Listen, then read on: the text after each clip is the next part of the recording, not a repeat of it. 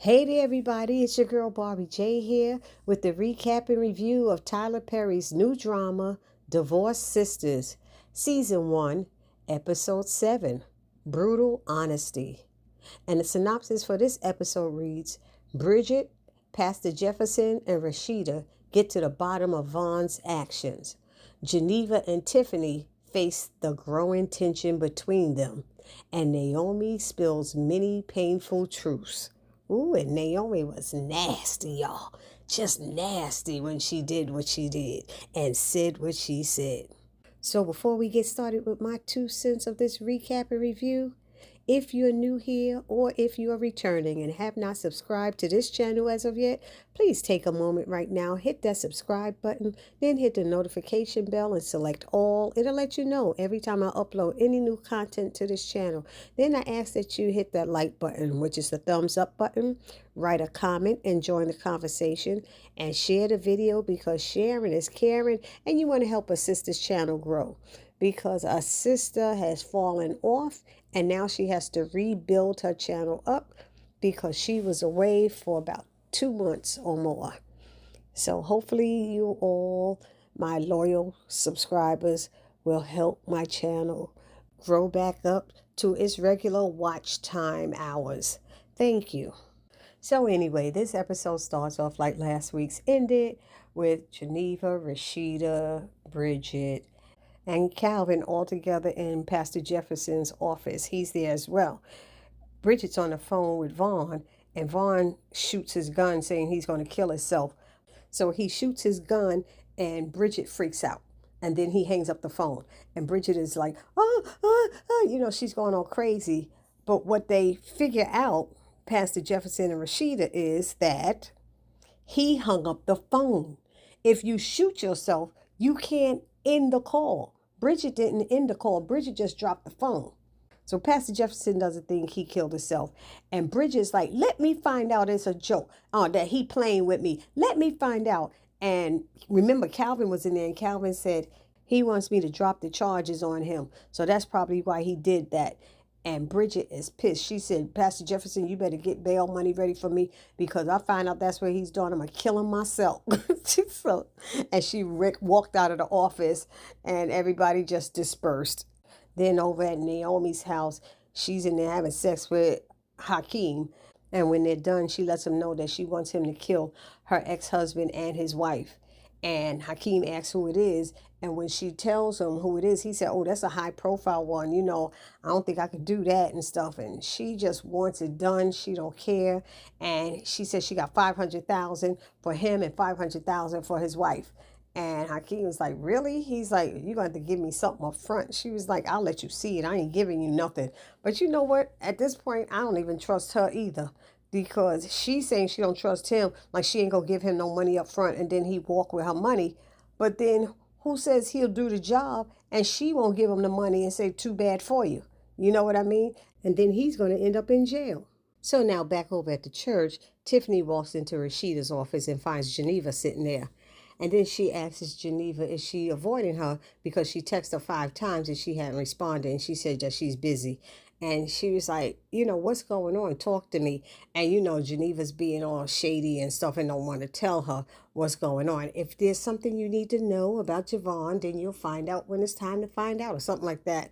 And then she asks her, is this about me or is it about the pretty lady that Anika talked about? And she said a lot of it is about the pretty lady. And she told her what she did, to go into her job and putting that cell phone there to see if she would call him back. And she said, well, did she call him? She said, well, she called somebody, but I don't know who it is. And Tiffany said, William wouldn't do that. And Geneva said, hopefully for his sake, he didn't. Then Rashida comes in and she updates Tiffany on what happened with Bridget and Vaughn. And the 3 of them get into a conversation about younger men and older men. And then Geneva goes in saying some stuff to Tiffany about she needs to wait a year before having sex with Javon and all of this stuff. And I'm like, where is she going? And Rashida is sitting there going, I don't want to hear this stuff, And Tiffany's like, who is this person? What's going on? She said, I said what I said.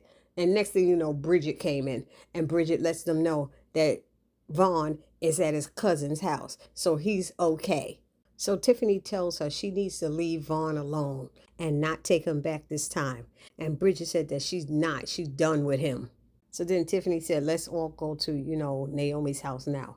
And Rashida said, let's ride together. And Geneva says, I'll drive separately because I have to make a stop afterwards. And Bridget said, it don't make sense because we go ride together. And that's when Tiffany said, it's me. She doesn't want to ride with me. And Geneva says, it's not you. But she doesn't even look at her when she says that. And Tiffany added, all of a sudden, she doesn't want to be around me. So Rashida said, let's just go now. And Tiffany said, I'll ride with you because Naomi is mad at you and you're going to need a bodyguard. Next, we see Myron in Pastor Jefferson's office. And he's like, don't you want to talk about what happened this morning? And he's like, no, I don't want to talk about it. And he said, I was so embarrassed, I'm very embarrassed about it. He said, you should be. You called me baby in front of my wife. He said, I'm going to talk to First Lady. He said, no, don't do that. We're good. He said, you sure? He said, Myron, I said we're good. So then Myron said, you and First Lady seem to be in a good mood. And he said, yes, we had a good night. You did? What happened? And he's like, Myron, you're starting to work my nerves. I mean, this boy don't give it up. And then he said something about, Pastor Jefferson said, we had a rough patch, but we're doing good. He said, that's how God works. And he said, yeah, you're right. He said, and guess what? You know how else God works? He said, the fact that you're standing here talking to me after you called me baby this morning. I said, oh, snaps. So for those people who are saying that Pastor Jefferson is really messing with Myron and that he's his boo and all of that stuff, if you're seeing this scene, you will know that that's absolutely not true. There would be no reason for Tyler Perry to put this scene into the show to see Pastor Jefferson getting on Myron's case. Instead, he would have Pastor Jefferson say, baby, you got to be careful. My wife could have caught us in what we were doing. Let's be real. That's what he would have had to put. That's not what's here. So Pastor Jefferson is not seeing Myron on the side. He's not his boo thing or anything like that. So now we see Rashida, Tiffany, and Bridget in the car, and they get into a conversation back and forth about Vaughn and about Geneva. Tiffany is upset because Rashida won't tell her what's going on, and she feels she knows. And Rashida's telling her she needs to speak to Geneva about it, And then they get into this conversation about the younger man, older man, and all of this stuff, and about babysitting Anika. And she's like, I can't babysit Anika if she's putting all this distance between us. So then Rashida said, then I'll babysit her. And then Bridget said, I could babysit her. And they like, no, because that man going to be back. She's like, what are you talking about? He's not coming back. She said, oh, okay. So now we have Pastor Jefferson showing up to the hospital to check on Franklin's wife and how she's doing. Franklin thinks he's only there for the money. He's saying, I'm only here to check on your wife and see how she's doing. But Franklin doesn't believe him. And he said, because if you really cared, you wouldn't have let Naomi be there. She says, they're friends with Rashida. He said, yeah, and I got something for her too. And he's like, excuse me, what are you saying? And Franklin said, Rashida's going to get what's coming to her too. And Jefferson said, now, Franklin, that's my wife. And he said, and that's my wife. And he said, and you know better than anybody that when I'm mad, I could be a MFing problem. So Jefferson tells him, my wife has nothing to do with this. He said, your wife is collateral damage. He gave an analogy of a bomb and how when it blows up, everything next to it gets blown up too. So Naomi's his enemy, which makes Rashida his enemy, which makes Jefferson his enemy. And Jefferson dropped his head and started laughing. And then he looked at Franklin and said, you know what the hardest part it is of being a man of God? Is trying to be nice to people like you. You think just because I'm a man of God, I can't be a MFer too.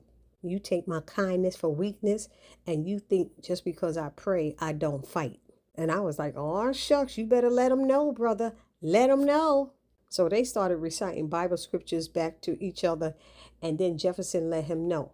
So if you harm my wife in any way, you will become my enemy. And then he told Franklin he needs to study his Bible more thoroughly because then he'll know how God handles those who mess with his children. I said, hallelujah, you better say it, honey. Say it. Then he told Jefferson he came in peace, but he's leaving, kicking the dust off his shoes. And he said he's praying that Lindsay gets healed and that evil hatred rolling inside of you will subside. And if it doesn't, that you will channel it in the right direction. Because if it comes near me and my house, and he said, Franklin, I want you to hear me when I say this, you will find yourself in the number of the slain. I said, oh, no, he didn't. Oh, no, he didn't.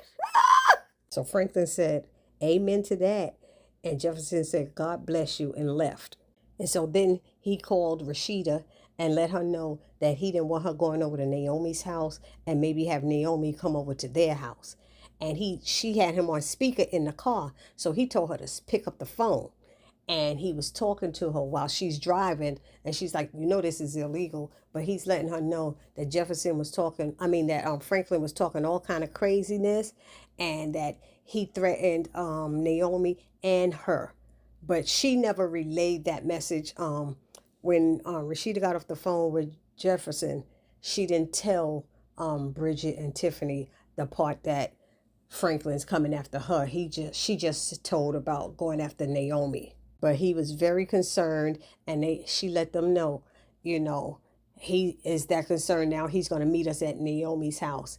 And they really don't like it, but they know something is up now. But what's weird now is that Geneva shows up at Naomi's house before the ladies, and she done changed her clothes. She's in some leggings and a sweatshirt or something like that. And they all left the office together. So that's really weird to me. Somebody put that down in the comment section. How do y'all think that happened? It makes no sense. But when she gets to Naomi's house, you see Hakeem, which I told y'all from All the Queen's Men, it was Doc. He up there walking around butt naked, and she's like, dude, put some clothes on. And he like, damn, you fine, And then Naomi come out there saying, what are you doing still here? Get your clothes on and get out. And then Geneva told her to get her butt upstairs and take off her clothes. The girls are going to be here soon. And she's like, this is my house. I wear what I want. She said, change your damn clothes. And she got into her Jamaican accent and told her, get the blood clot, something, whatever she told her, So she was like, fine. And she went upstairs. But when she gets upstairs to check on what's taking Naomi so long, Naomi's sitting in the bed, still with the clothes on, with a whip in her hand. So the ladies arrived to Naomi's house, and Jefferson was right behind them with Myron in the car. And he got out and told them that Franklin was talking crazy, and he was saying how Rashida is the enemy because she's friends with Naomi. And they're like, we're all friends with Naomi. He said, I know, but he kept talking about Rashida. Then Geneva came out of the house, and they were like, she needs to talk to his attorney or whatever else it is going on. And Bridget said, we shouldn't be talking out here because Naomi got eyes and ears all around here and can hear everything with her cameras. So they said, well, let's go into the house. And Franklin and Myron stayed outside. So when they get inside, Naomi comes out and she's dressed, and she's saying something to Rashid about, oh, you finally found time to come and see me. I know you went to see her in the hospital instead of checking on me. What was she supposed to do? She couldn't get into prison. She couldn't get in jail with her. She had how many people out there? She had Javon, Geneva, and Tiffany out there waiting. So what was Rashida supposed to do? Sit out there and do what when you're locked up? Then she started trying to blame, Rashida for this. You told me that if we prayed or if you came to the church and if you did this, you told it to Tiffany, and look at Tiffany. Tiffany said, hey, I'm okay. No, you're not, she said. And she's like, what? And so she's trying to blame all of this on them and God and having faith and all of this stuff. And Rashida said, faith without works is dead, and you didn't do the work. And she said, and I need to process things and take my time. There was a lot happening. So forgive me for not coming and rushing to you, the one who inflicted the pain. And she's like, me inflicted the pain? And Rashida was like, yes. And she said, baby, you are not the first woman to be hurt, and you will not be the last. She said, you have got to stop letting him take you down into this place where he has already moved on. And she's like, he hasn't moved on. That's why he was taunting me. She said, okay, so he baited you. And you went right down there with him. And now look at you. Now you got a appear before a judge for assault charges. And she's like, "Psst, y'all lucky it's not for murder." And Geneva looked at her and said, "You're lucky it's not for murder." She said, "You've never been to jail before." And she said, "It can't be no worse than this." And Bridget said, "Oh, yes, it can." So Naomi's getting upset and saying, "Why are we doing this? What's going on?" And then she proceeded to start saying negative stuff about each one of her friends because she wanted to hurt them because she's hurting. She said negative stuff about Tiffany, about Bridget, about Geneva. And then she went to Rashida and asked, "How's Myron?" And talking about every time he's on the phone with Pastor Jefferson, they he. I said, how would she know? She don't even go to the church. So that made no sense for her to say that because she's rarely around him.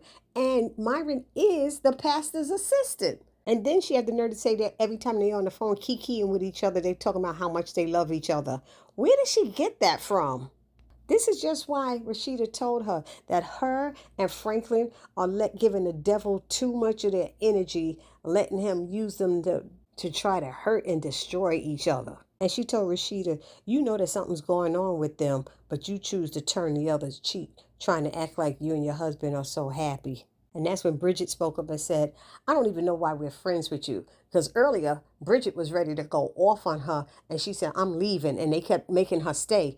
And she was like, "No, I can't do this anymore with her.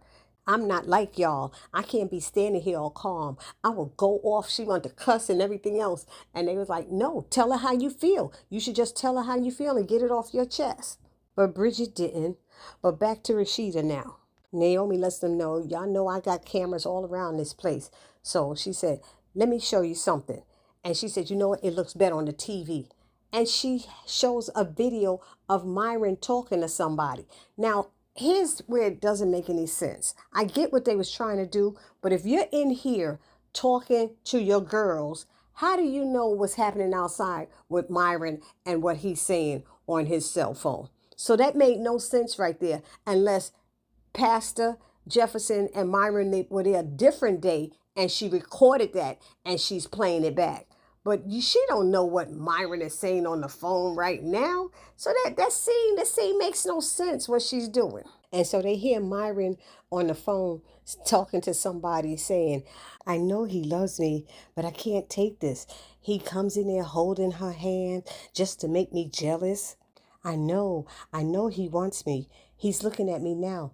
I got to get back in the car. I'll talk to you later." Because he gets mad when he doesn't know who I'm talking to. So we could see that Rashida didn't like this because Geneva tried to touch her and she moved away from her like, "Don't touch me." So Naomi's like, "So after seeing that, what'd you think? Is your little Bible going to save you from this one?" And the episode ended just like that. So y'all let me know what y'all thought about this down in the comment section. I'm curious to hear what everybody got to say. But like I said, that scene was a little weird to me.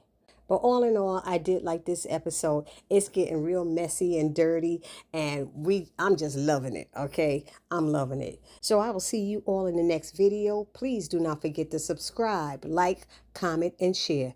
It's your girl, Barbie J, saying peace.